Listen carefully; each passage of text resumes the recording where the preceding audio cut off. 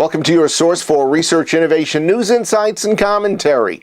This is Research Business Daily Report, and we're sponsored today and this week by 2020 Research, helping you do better research with a one-stop, easy approach.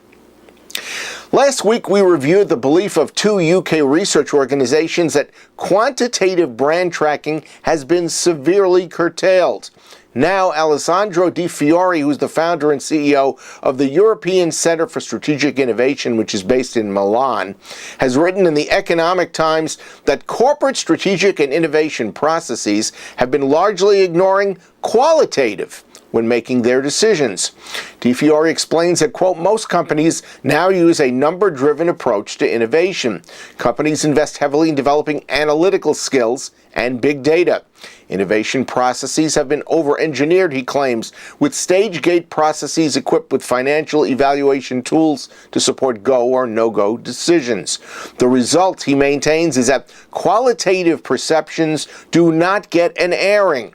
Strategy and innovation should be a process in which the analysis serves insights rather than the other way around, he closed.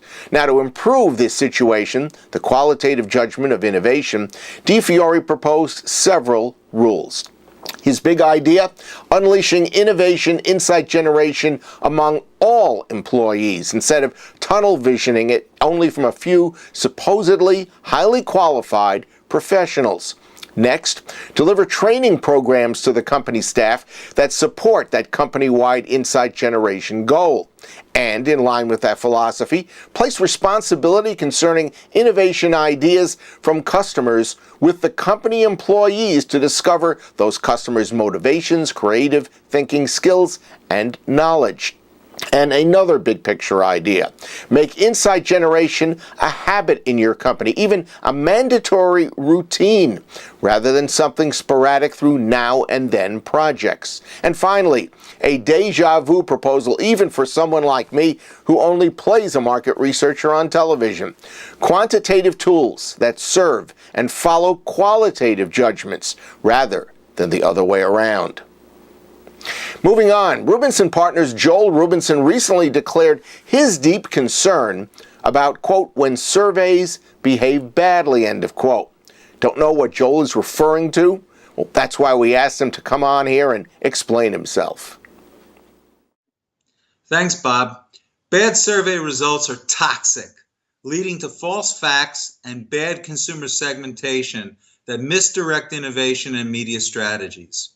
Out of frustration from seeing a stream of discrepancies reported on, caused by what I call surveys behaving badly, I wanted to share my thoughts. For instance, the New York Times reported on a survey in 2010 from Forrester Research that people spend as much time online as watching TV. Based on actual metered data from Nielsen, online wasn't even close. To address such problems, of course, you have to start with good survey design principles. But in this digital age, think beyond the survey. Integrate the right behavioral information too. For example, in surveys, people tend to way overstate their behaviors in a defined time frame, like which brands they bought in the past 3 months or which Facebook brand pages they visited. This problem is called telescoping, and it happens because we think about what brands we generally like or buy rather than actually recalling behaviors. To trap telescoping, first ask about longer time frames, then follow up with the shorter time frame you care about. Experiments I ran proved that you'll always get more accurate reported behavior. In a digital age, we now have single source options too. You can survey respondents whose behavior is actually known from scanned purchases, media monitoring, or integrated Facebook profiles. Here's another. Segmentation studies often ask a blizzard of questions, some of which respondents really can't answer, but they answer the questions anyway. So while the segments seem to make sense, they're often plain wrong. Re-administer the classification questions to the same people a month later. I bet you'll find that almost half of them get classified differently. To address this, profile consumers on fewer but meaningful attitudinal questions, plus recorded media and purchase behaviors from the same people. The segments hold up better, And the bonus is actionability. If you use the right behavioral data, your segmentation can be designed for precision marketing, delivering the right message and content at the right time on the right screen to the right user. Thanks, Bob, for my 2 minutes, and happy to exchange more ideas and observations with your listeners. Got a bone to pick or just want to communicate what you think back to Joel? Well, here's his email. It's joel@rubinsonpartners.com. I know he'd love to hear from you. That's your Research Business Daily Report. We've been sponsored by 2020 Research, helping you do better research. 2020 knows that researchers need work done fast, hassle-free, and done correctly. And with the industry's most comprehensive suite of software and services, plus some of the best and most professional project managers to be seen anywhere, 2020 Research provides a one-stop easy experience.